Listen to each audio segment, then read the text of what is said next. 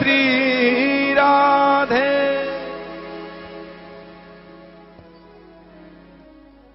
बोलिए राधा रानी की, गंगा मैया की, त्रिवेणी मैया की, प्रयागराज की, व्यास जी महाराज की, सुखदेव जी महाराज की, स्वामी जी महाराज की, जय जय श्री राधे। जय जय श्री राधे, जय जय श्री राधे।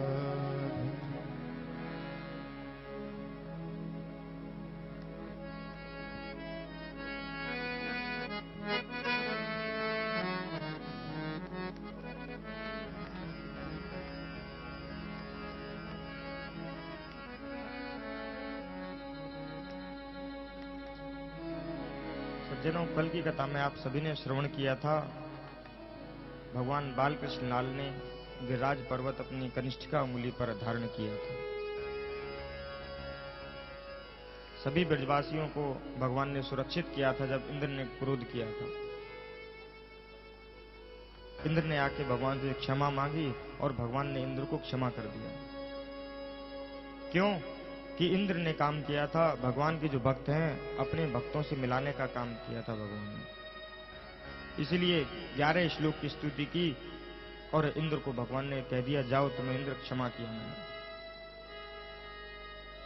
अब सभी ब्रजवासी वापस वृंदावन आ गए और आकर सभी पंचायत ला के पूछने लगे, अरे कन्हैया, हमने तो इतने सारे लाठी डंडा लगा रखे थे, पर तूने अपनी छोटी सी कनिष्ठिका उंगली में कैसे पर्वत उठा लिया? जब तुमने हाथ अपना नीचे किया तो सारे डंडे चरचरा कर टूट गए थे। तो कन्हैया ने कहा, कछु माखन को बल बढ़ो, कछु गोपन करी सहाय, श्री राधा जू की कृपा से मैंने गिरवर लियो उठाया। कि कुछ तो जो अभी तक मैंने माखन खाया था उसका बल बढ़ा, कुछ आप सब लोग जो मेरे को देख रहे थे, देखने से आपकी जो शक्ति है मेरे अंदर आ जा रही थी, और कुछ राधा रानी की कृपा से मैंने वो गिरिराज पर्वत अपने कनिष्ठिका उंगली पर धारण कर लिया।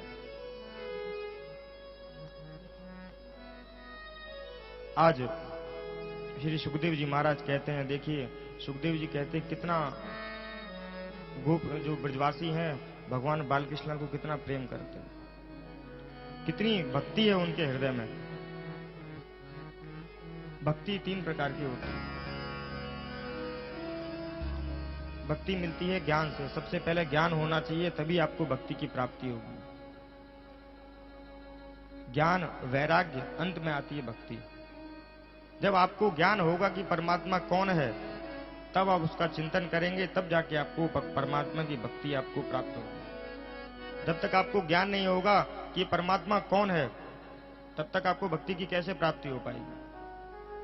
अब आपको यही नहीं पता होगा कि भागवत हम क्यों सुन रहे हैं, भागवत कौन है, क्या है, तब आपको भागवत सुनने का फल कहां से मिलेगा?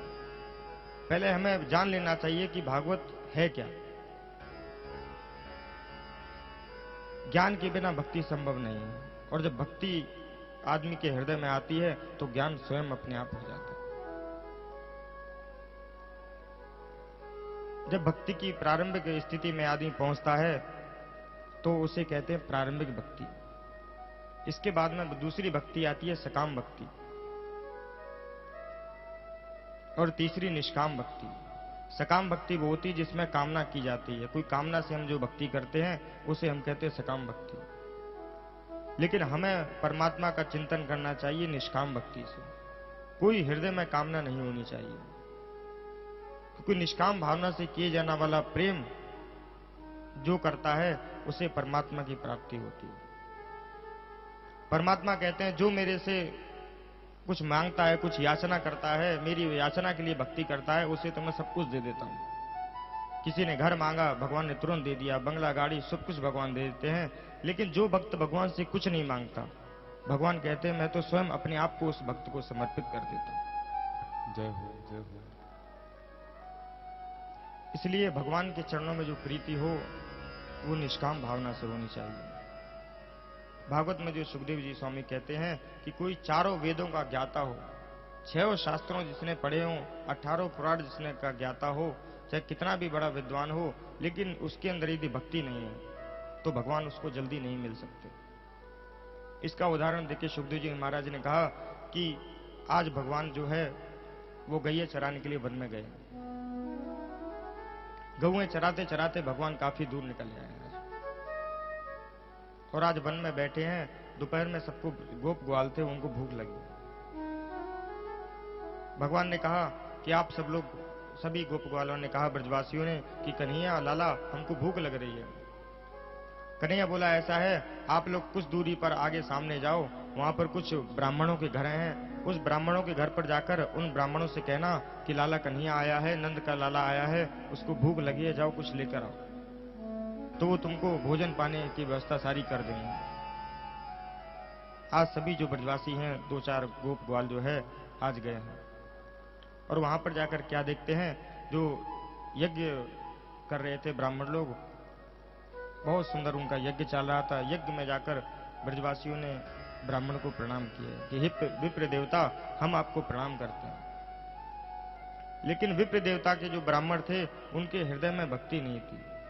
ज्ञान तो बहुत था लेकिन भक्ति की उन्होंने नहीं प्राप्त की थी। उनको इतना अभिमान था कि हम बहुत बड़े ज्ञानी हैं। तो अभिमान होने के कारण उन्होंने कहा कि ग्वालिया आए हैं, गौ चराने वाले हैं, इनसे क्या बात करनी। उन्होंने उनका प्रणाम भी स्वीकार नहीं किया और इशारे में कह दिया कि भाग जाओ यहां से। बेचारे जो गोप ग्वाल हैं वापस चले आए और कहने लगे, अरे कन्हैया, हम ब्राह्मणों के पास गए, ब्राह्मण तो हमारा प्रणाम तक स्वीकार नहीं किया। इतने अभिमानी ब्राह्मण थे कि उन्होंने हमारा प्रणाम तक स्वीकार नहीं किया और हमको इशारे में वहां से डांट कर भगा दिया। कन्हैया ने कहा, तुम किसके पास गए थे? बोले, हम जो ब्राह्मण जो यज्ञ कर रहे थे, उन यज्ञ करते हुए ब्राह्मणों के पास गए थे और हमने प्रणाम भी उनको किया था सबसे पहले जाकर। कन्हैया ने कहा, अरे ग्वाल वालों, तुम कितने भोले हो। तुम गए थे ब्राह्मण के यहां पर तो तुमको ब्राह्मणों के पास नहीं जाना चाहिए था। तुम जाते तो ब्राह्मण के घर पे जो उनके यज्ञ करने वाले यज्ञ की पत्नियां हैं, यज्ञ पत्नियों के पास जाकर फिर उनसे भोजन की याचना करते। अगर जो तुम उनके यज्ञ पत्नियों के यहां पर जाते तो तुमको भोजन की व्यवस्था अवश्य हो जाती। अब जाओ और उन जो यज्ञ कर रहे हैं उनकी पत्नियों के पास जाकर उनसे जो मेरा समाचार कहना। तो सभी गोप ग्वाल जो है वो सीधे जो जा रहे हैं आज यज्ञ पत्नियों के यहाँ पर। उन्होंने दरवाजा खटखटाया, ब्राह्मणी निकली। उन्होंने कहा कि हम नंद बाबा के यहाँ से गोकुल से आए हैं गौएं चराने के लिए, और जो नंद बाजी के लाला हैं, बालकृष्ण लाल कन्हैया हैं, वो और बलराम जी महाराज अब वन में अकेले बैठे हैं जंगल में, उनको भूख लगी। आप कुछ भोजन पानी की व्यवस्था कर दीजिए। यज्ञ पत्नियों ने सुना कि बालकृष्ण लाल स्वयं प्रभु हमसे भोजन के लिए मांगने आए हैं, तो यज्ञ पत्नियों ने बहुत सुंदर सुंदर पकवान बनाए और पकवान बना के बड़े बड़े थालों में लगाकर आज ले जाने लगी। यज्ञ पत्नियों को मालूम था कि कन्हैया, जो हमारे ब्राह्मणों ने इनको मना कर चुके हैं, हमको कन्हैया ने बुलाया है तो हम अवश्य लेकर जाएंगे। कन्हैया ने हमारे ऊपर कितनी कृपा की है कि भोजन हम लोगों से मांगा है। आज उन्होंने सभी यज्ञ पत्नियों में बड़े बड़े थालों में भोजन लगाया और भोजन लगाकर ले जाने लगे। जब भोजन ले जा रही थी